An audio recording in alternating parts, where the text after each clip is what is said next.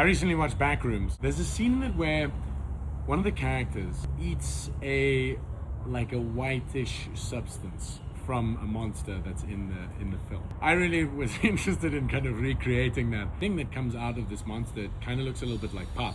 It takes place in the Santa Clara Valley in California, right? Fuck it, we're making pop and Spanish white beans.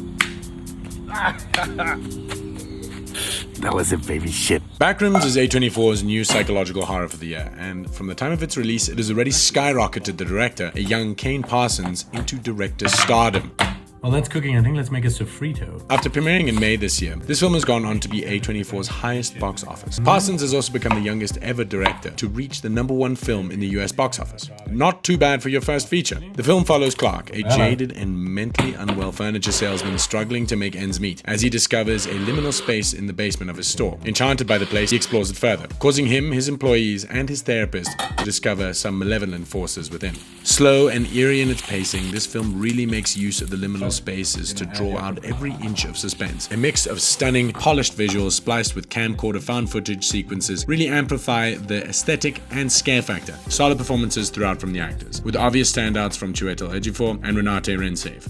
I also found that once I saw the monster, the film definitely became less scary. That might just be a me thing, but I found it a little too goofy for its own good. Overall, a great watch. This is how I would serve those monsters from the Backrooms. Let's take it to the table. There we go. Give this a go. The beans, man, took like 15 minutes to come together. Got like a freshness to it. And it feels very like light and simple, but it still has that kind of complexity of a longer cooked sauce. Should you make this? I think this is an excellent meal.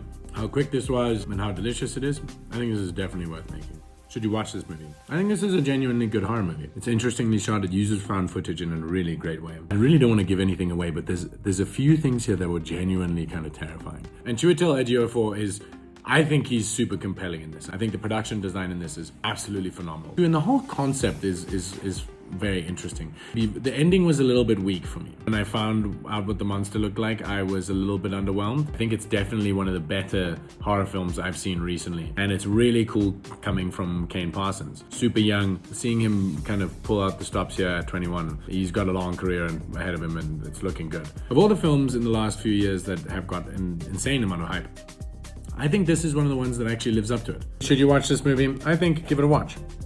With that being said, I think you should get involved.